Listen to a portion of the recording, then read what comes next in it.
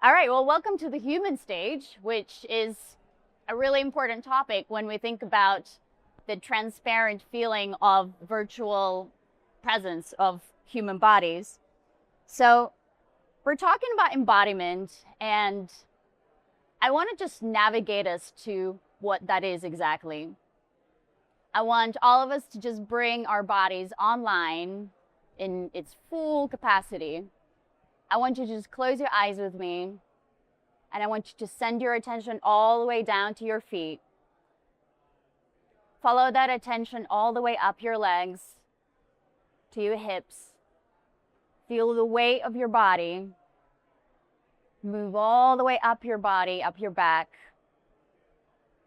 all the way into your head and to the front of your face. And just take one deep breath. And I just want you to notice whether you're feeling hot or cold, whether you're feeling refreshed or a little tired. One of the primary things that is the basis for sci-fi narrative is that very frequently it's missing this sort of feeling of the lived experience and embodiment. Now, my introduction said that, right now we can generate absolutely any kind of image. Now, the question that I get asked as I started releasing some of my latest work is, what does make an image special? And I want you to look at this image, and I want you to bring your most critical mind. I want you to think about who might have created this image. I want you to also think about its potential worth and what it just means and represents in the world. All right? You got it locked in? This image was painted by a baby elephant holding a brush in its trunk. This painting is at my house. It was passed down from family members. I think a lot about this painting when I think about the future of imagery, okay?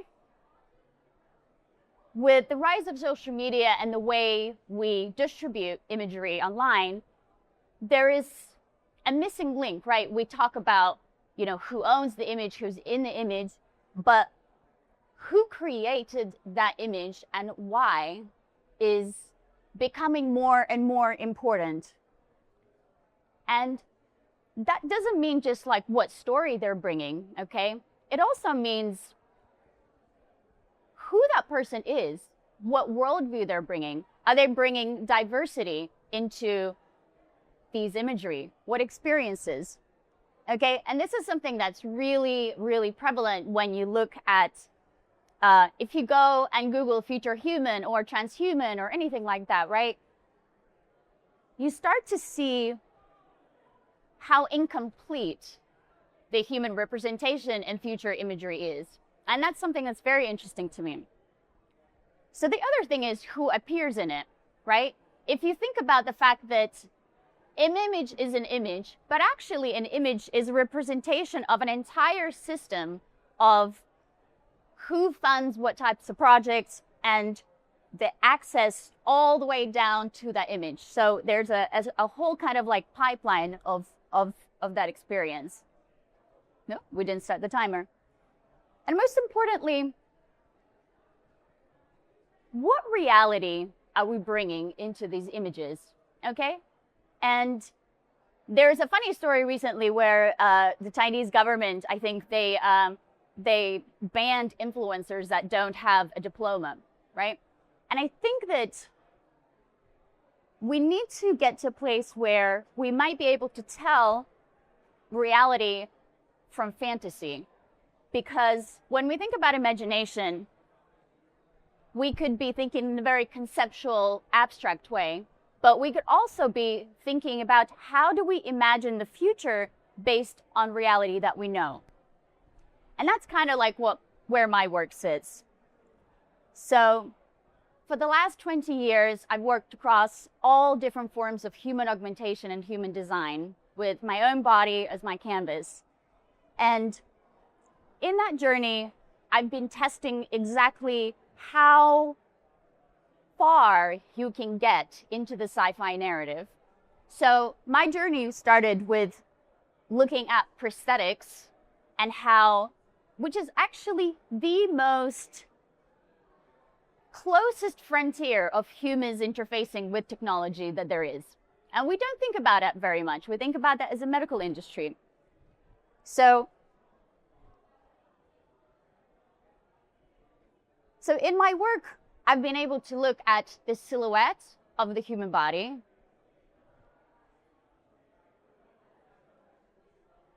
looking at ways how 3D tech wearables and different types of technologies can actually be integrated inside of the body without a medical or sort of functional perspective.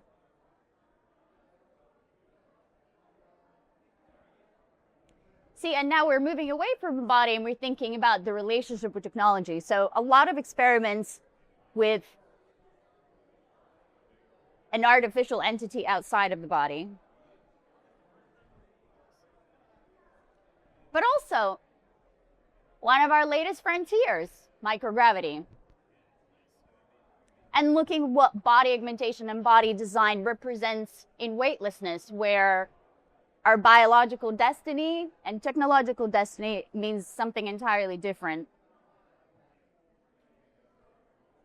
So what I've realized is that all of these projects actually map out a new territory, okay? A territory of Earth, space, and the metaverse, which is where all of a sudden we have a real stake in, okay?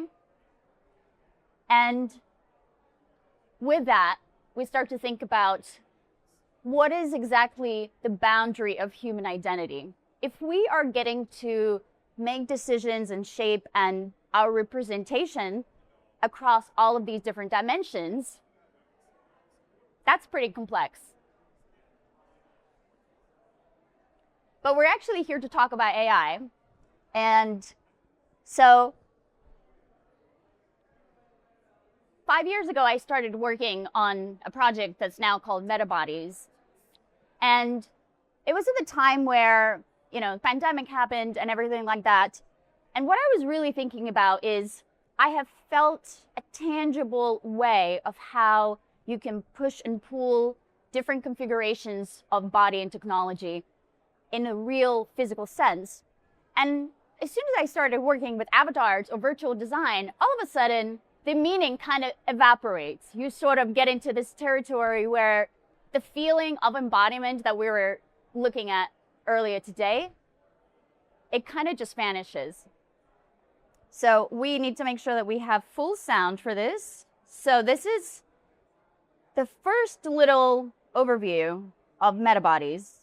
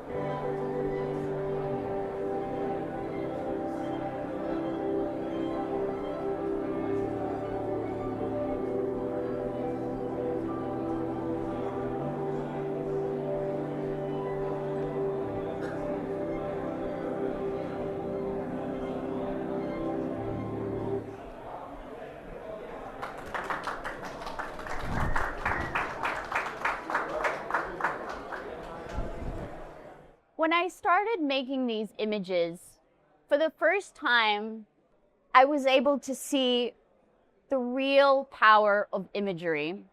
I started moving into experimenting with all the different use cases where using AI-powered imagination can do something meaningful. So I began making images that were missing from the future landscape, okay? Thinking across fashion, thinking about sci-fi, thinking about all the different types of people that just never make it into that visual, okay? Thinking about people who are bigger, who are older, who are from different ethnicities. As I kind of went down the rabbit hole, it exposed this thing where imagining from a place of reality is so much more alive than something that feels entirely untethered into the future. When people discuss the future of human and technology, what I've learned across all of my experiments is that it is a lot more felt than we ever imagined. We have the opportunity to reimagine new medical devices, new technology and music interfaces that may exist in the future. We have the opportunity to think about what happens when more of us start going into zero gravity. What types of devices are we going to be using there? How is body augmentation going to translate to there? What kind of future sports we might have in microgravity? And also how our biology is going to get impacted by the lack of gravity. Are we going to have skin pigment? Are we going to start getting muscle atrophy if we actually start enjoying being in space? One of my favorite recent quotes is from Julian DeWitt, who's a planetary scientist at MIT Media Lab. His work focuses on finding life on other planets. And he talked about how for centuries, our understanding of planets was based on a single example, the solar system. As soon as we began discovering planets beyond our solar system, that diversity became undeniable. That is probably the most to the point comment about diversity I've ever heard throughout my career. And what that really means, when he started explaining it, is that even our idea of what kind of planets could have life on them, or what life looks like, entirely changes as we move into this big universe exploration. Now, that is how I feel we've been looking at the human body. Truly. This is where we have the opportunity of bringing STEM, pop culture, and machine-powered imagination together to think about what are the different angles that we have not explored. Now, I wanted to get deeper on this because for me, this still felt like it was missing the weight of human will and all the human emotions that we go through. A couple of years ago, I had a surgery where that is an implant in my bone. It's a new type of prosthetic. It's permanently part of me. And I spent 2 years in a lot of pain, a lot of Vipassana meditation to try and overcome the pain, and working with AI, where I felt like my mind was able to escape like genie out of a bottle. That started making me think about input. When we're interfacing with machine learning systems, we often think about what is it going to do for me? And I'm sure you've heard out there people talk about, some of the LLM systems, they sort of meet you where you are, right? And this is where input really matters. Why are you going to that technology? What is your personal relationship that you want to have with that technology? And I know that you're here to hear about what everybody else is playing around with AI and what it means for them. But what I'd like you to think about is what would you personally want it to represent for you? Okay?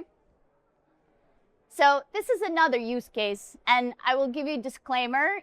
It is uncomfortable, okay?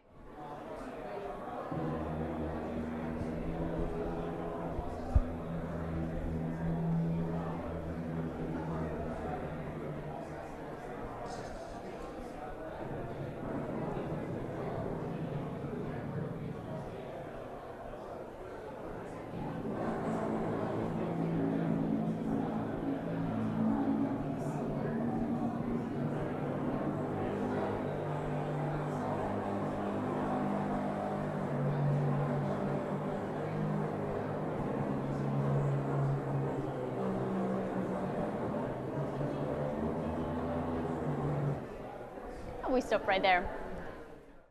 This was the inspiration for that video. This is a spine correction realignment situation. You do this twice a week. You lay there for 20 minutes and your spine is forced into a specific position that, like braces for the teeth, realigns. You know, and it's very interesting because during that time, you can't look at your phone, and really the best thing you can do is meditate.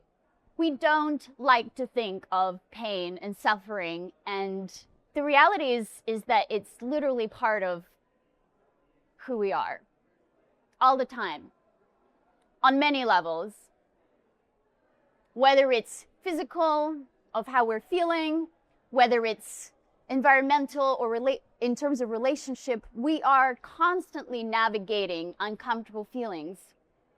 And we're starting to go to machine learning systems to address those uncomfortable feelings. And I guess through my case, this is the surgery time, I started thinking about how do we truly express our feelings into machine-powered imagery. These images really represent a feeling of this virtual space became like a little container. The body's in pain, I can't go anywhere, but I have this little escape, right?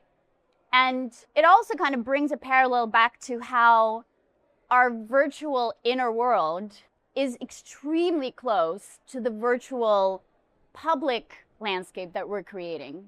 All right, we've gone to the depths, and now we're gonna go back into the real world, okay? So we're gonna talk about sci-fi in real life real quick, because I really wanna have some questions. So then I started thinking, okay, I was just like, we can do some public good, we can kind of like plug the cultural landscape with different imagery. This is the real world application. So I started working with real characters. This is Jillian. She's a model and actress, and she is in a powered wheelchair. I had the pleasure of reimagining her body and her mobility devices, and I truly cannot tell you how wonderful it was to first redesign her wheelchairs and then move her into a standing position with an exoskeleton, or perhaps a floating position in microgravity, okay? If we can reimagine ability in real time, we don't have to go to space and watch an astronaut push off with a finger and fly across the cabin. It can happen right here. This is the next generation bionic muse. Tilly's 21. She grew up with my work being a blueprint for what she thinks is possible. Whatever the medical industry's issues are and why we don't have prosthetics that look closer to the sci-fi imagery that we think about, even though this is virtual, this might as well be real. And this goes further. This is an amazing woman from Nigeria who reached out to me recently. She saw my work for the first time a month ago. And she was like, we cannot want what we've never seen. And she was referring to the entire African continent, thinking that the lack of translation of medical devices into culture, the gap between we're going to have robots at home and this is what the medical system offers, is so big that the effort is monumental. So anyway, I will leave you on this, that there is a famous quote, and forgive me, I forget who says it, that says, we shape the tools and the tools shape us. I would argue then we reshape the tools and think about the relationship of those tools with our body. All right, please feel free to take a picture.